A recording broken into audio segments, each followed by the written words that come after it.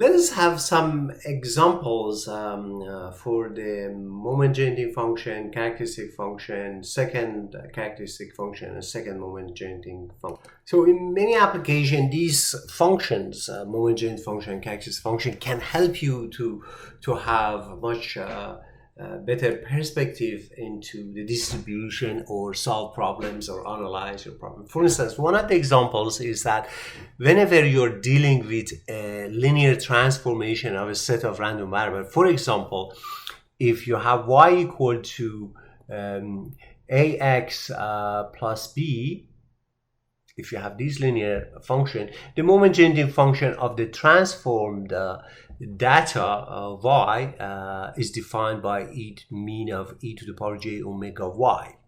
So this linear combination here, if you put y equal to ax plus b, when you multiply it by j omega, this will give you j omega a x and then plus j omega b, and e to the power of that becomes product of the two, and this guy, which is constant, comes out of the expectation. So you will quickly get this one, and then you see that this a omega is like another frequency. So if you put this in your mind, omega prime, so this will become characteristic function of x at omega prime, and omega prime is basically nothing more than a omega.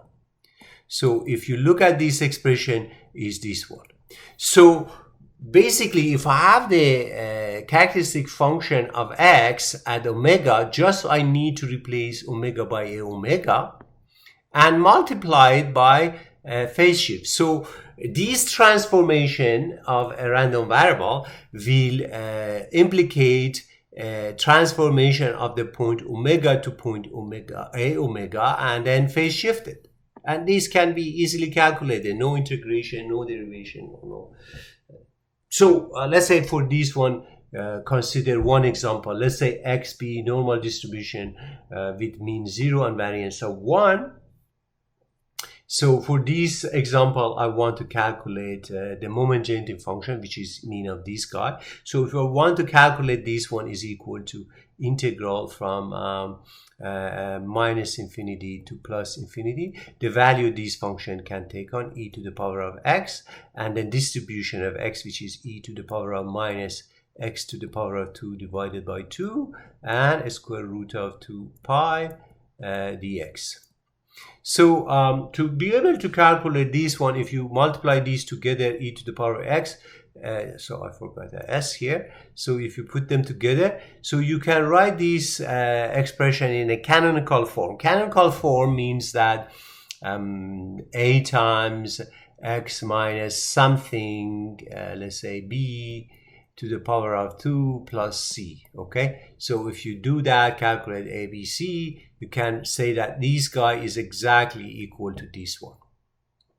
Okay, and now, so e to the power of s2 divided by 2 is constant, comes out of the integral, you have it, and the rest of it is a valid PDF, and total integral of a valid PDF is always equal to 1. So this is calculated. So we know that the normal distribution, this is a standard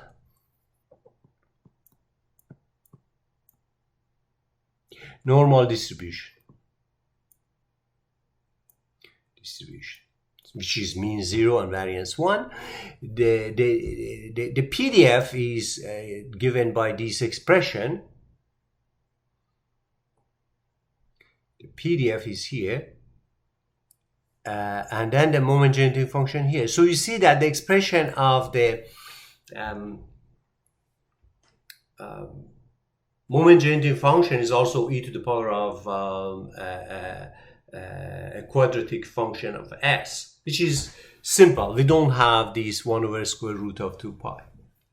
Now, if on this random variable, if I do want to calculate moment generating function of a normal random variable with mean eta and variance of sigma, I could define x as y minus eta divided by sigma. I know that because mean minus y minus eta will be normal with mean 0, and if you divide it by sigma, its variance becomes 1.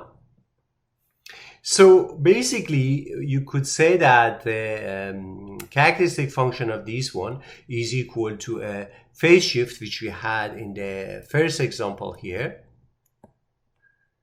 times the characteristic function of x, which is, we can calculate it here, and then replace it omega by sigma x, because we have 1 over sigma here. And then you can calculate, this is characteristic function of normally distributed random variable with mean of mu and a standard deviation or variance of sigma 2.